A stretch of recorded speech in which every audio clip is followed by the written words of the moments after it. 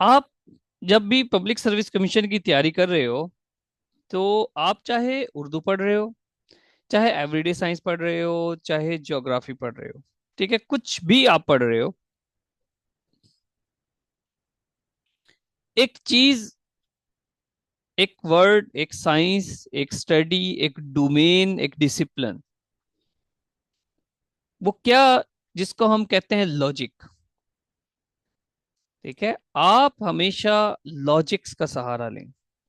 ठीक है, एक मेथोडोलॉजी होती है, इसको हम कहते हैं लॉजिक। लॉजिक में क्या करते हैं कि चीजों को हम एनालिसिस करते हैं। ठीक है, वैसे वैसे तो लॉजिक काम आती है सीएसएस की तैयारी में, पीएमएस की तैयारी में।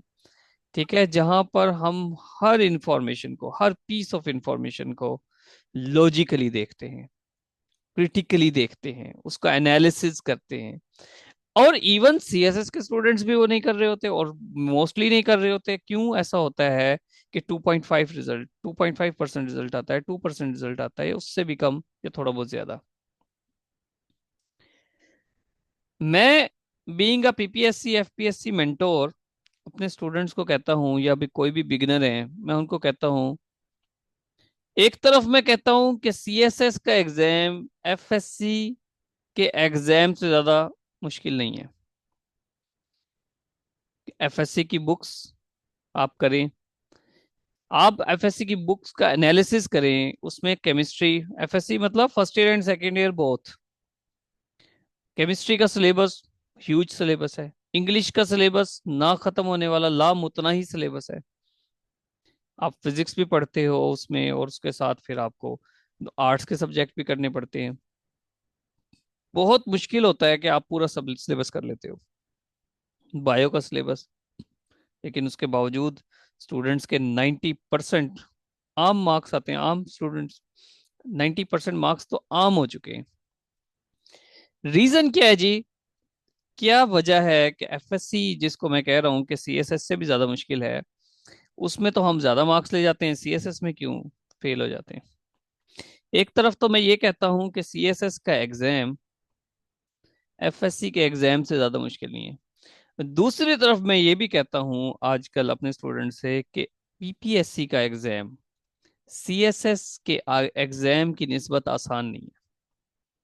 कि आप समझो कि ये वन पेपर की तैयारी है, अव्वल तो वो भी अब 2 से 3 हो गए हैं, 1 से 2 और 2 से 3 पेपर अब कंडक्ट किए जाते हैं पीपीएससी में भी, एफपीएससी में भी।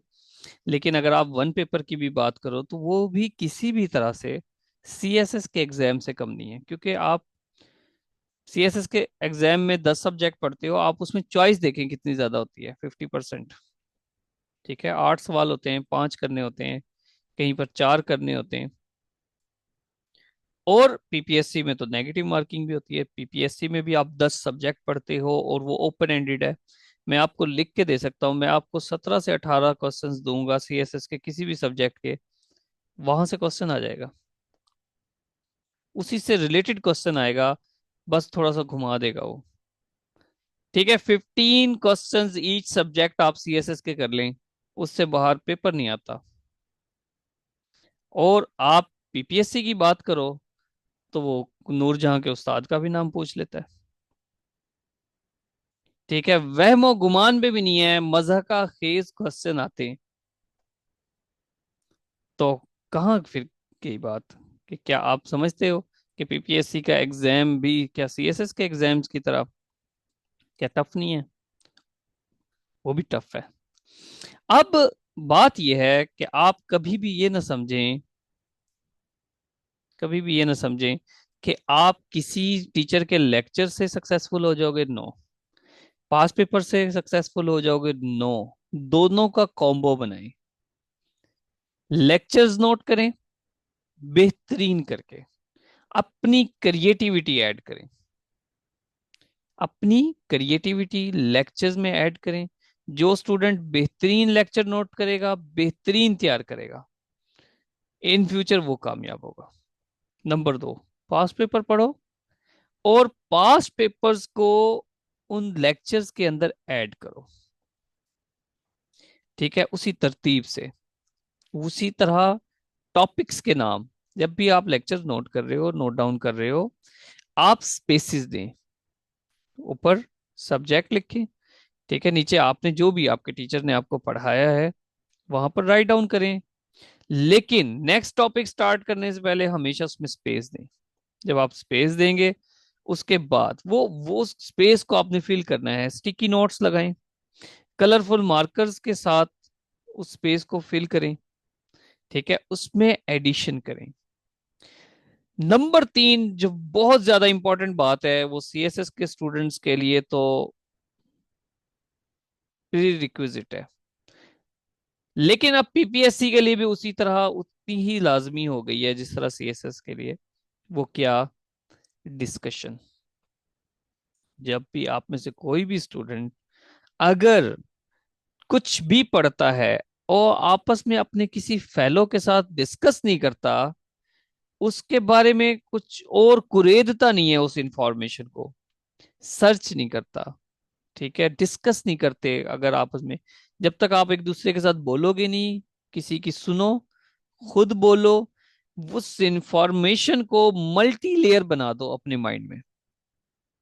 याद रखें, जब भी हम कुछ सीखते हैं, एक खास किस्म का केमिकल प्रोटीन से बना हमारे माइंड में जनरेट होता है। अब अगर तो हम उसको हमने पढ़ा और गुजर गए, तो माइंड को ये लगेगा कि ये जो इंफॉर्मेशन है ये बिल्कुल भी इंपॉर्टेंट नहीं है। लेकिन अगर आपने पढ़ा, 5 मिनट के बाद उसको रिवाइज कर लो, 15 मिनट में जितना पढ़ा हो उसको रिवाइज कर लो। उसके बाद आपने दिन भर में जितना पढ़ा हो, शाम को एक नजर, आपने अगर 6 घंटे पढ़ा है कुछ भी, मल्टीपल इंफॉर्मेशंस, अगर आपने 6 घंटे पढ़ी हैं, तो आप यकीन करें आप 1 घंटे में उनको रिवाइज कर सकते हैं। उसके मेन पॉइंट्स, वो पॉइंट्स जो मुश्किल हों, वो जो आपको ना आते हो, ठीक है। आपको 80% पाकिस्तान स्टडी आती है या 60% आती है फॉर एग्जाम्पल, क्यों? क्योंकि आप हिस्ट्री को जानते हो, उनकी डेट्स याद रखना मुश्किल है, उनके नेम्स याद रखना मुश्किल, कनेक्शंस बना बना के नेम्स याद करो, इमेजेस बना बना के नेम्स याद करो। आप कभी भी कायदे आजम को कायदे आजम ना समझो। कोई ना कोई मोहम्मद अली आपकी परचून वाला आपके मोहल्ले में होगा, कोई ना कोई, कोई। देखो, मैंने जब परसों का जब लेक्चर हुआ था, तो परसों वाले लेक्चर में एक यही बात हुई थी। क्या बात हुई थी रमजान, इस बारे में मुख्तसर बताना। उसमें क्या किया था कि मैंने मुख्तलिफ दो इंफॉर्मेशन को कनेक्ट किया और उनको आपस में ब्रेक करके, ठीक है, हैंस मॉर्गन, आपके जहन में पता ही नहीं है आपको हैंस मॉर्गन कौन है, लेकिन आपको हैन का भी पता है और मुर्गे का भी पता है। दोनों इंफॉर्मेशन है, दोनों की इमेजेस हैं। कायदे आजम की इमेज भी है, कायदे आजम की इमेज भी आपके जहन में है, लेकिन वो इमेज बिल्कुल भी इंटरेस्टिंग नहीं है, बिल्कुल भी इंटरेस्टिंग नहीं है। एक बात जो मैं अभी आपको बताता जाता हूँ, इस दुनिया में, इस दुनिया में मुझे आपने क्वेश्चन का आंसर करना है जल्दी जल्दी में। नौमान को मैं जानता हूँ, ये माशाल्लाह बहुत इंटेलेक्चुअल है। इस दुनिया की ताकत में, जो दुनिया की जो सुपर पावर्स हैं, आपको पता है कि सबसे बड़ी सुपर पावर इस दुनिया की कौन सी है? मैं कंट्री की बात नहीं कर रहा, मैं किसी ह्यूमन बीइंग की बात नहीं कर रहा। अगर आपको कहा जाए कि इस दुनिया की सबसे ताकतवर चीज क्या है, तो आप क्या बताओगे एक वर्ड में? नौमान, रमजान। सर जी सोच। सर सोच है हमारी। हाँ हमारी जी, सोच, हमारा ब्रेन जो है पावरफुल है। एग्जैक्टली, एग्जैक्टली, वेरी गुड, शाबाश। हमारा दिमाग, इस दुनिया की सबसे ताकतवर चीज हमारा दिमाग है। हमारा दिमाग है, वो उसी ने, आजकल का जो अजूबा है आर्टिफिशियल इंटेलिजेंस, वो हमारे दिमाग की पैदावार है। हवाई जहाज को इतने बड़े भारी भरकम एक मटेरियल को हवा में उड़ा दिया, किसने? हमारे दिमाग ने, ठीक है। बाकी ये एक अलग बात है अगर हम मजहबी टच दें उसको, कि अल्लाह की इनायत है, उसने हमारे दिमाग में डाला, लेकिन उस दिमाग को बनाने वाली जात भी वही है। तो इस दिमाग, ये जो दिमाग है, ये सुपर पावर है। इसको कभी ये ना समझें कि ये फेड अप हो जाएगा, ये इस कदर ज्यादा एक्सटेंसिव जाल हैं हमारे दिमाग के अंदर न्यूरॉन्स के, कि ये जितनी मर्जी इंफॉर्मेशन इसके अंदर आप फीड कर लें। टेराबाइट भी एक बिल्कुल छोटा सा वर्ड है हमारे दिमाग के लिए। लेकिन जरूरी क्या है कि हम क्या अपने दिमाग में सही तरह इंफॉर्मेशन पुट कर रहे हैं कि नहीं कर रहे। क्या हम अपने दिमाग को उस रिक्वायर्ड वे में इंफॉर्मेशन भेज रहे हैं कि नहीं भेज रहे, क्या उसको रिवाइज कर रहे हैं कि नहीं कर रहे। जिसको आप यूज करते हैं लफ्ज रट्टा। रट्टा मतलब क्या, रिवीजन बार बार। लेकिन अगर आप लॉजिकल कनेक्शंस बना लोगे तो कम रिवीजन भी दोगे तो वो ऑटोमेटिक फिट हो जाएगा। ये बिल्कुल ऐसा है, ध्यान से समझें कि अगर आप प्लेन एक दीवार है, उस दीवार के साथ आप कोई अपना रुमाल लटकाना चाहते हैं, आप दीवार के साथ अपना रुमाल लगाते हो वो नीचे गिर जाता है। वो कभी भी नहीं ठहरेगा जब तक कि आप कोई कील ना ठोक दो। हाँ, अगर आपने कोई कील ठोक दिया, उस पर आप अपना रुमाल टांग सकते हो। वो कील क्या है, इस चीज को ध्यान से समझें। वो कील है आपकी लॉन्ग टर्म मेमोरी। जितनी भी न्यू पीसीज ऑफ इंफॉर्मेशन है, उनको ऑलरेडी जो दिमाग में इंफॉर्मेशन हैं उनके साथ जोड़ दो। आपने कभी भी मोहम्मद अली जिन्ना को एक आम कोई कायदे आजम नहीं समझना।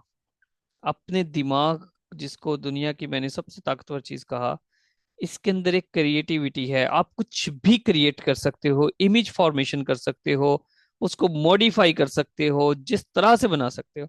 आपने मीम्स देखी नहीं है हमारे हुक्मरानों को, जो फटे हुए बनियान के साथ कभी कूड़ा भी उठा रहे होते हैं, कभी कुछ कुछ भी बना देते हैं। तो वो क्या है, वो इमेज बेसिकली पहले दिमाग में बनी है, उसके बाद वो सामने स्क्रीन पे आई है, उसको मॉडिफाई किया है जिस तरह से भी। तो यही सेम इमेजेस हम अपने दिमाग में क्रिएट करते हैं। आप भी क्रिएट कर सकते हो, थोड़ी सी प्रैक्टिस की जरूरत है।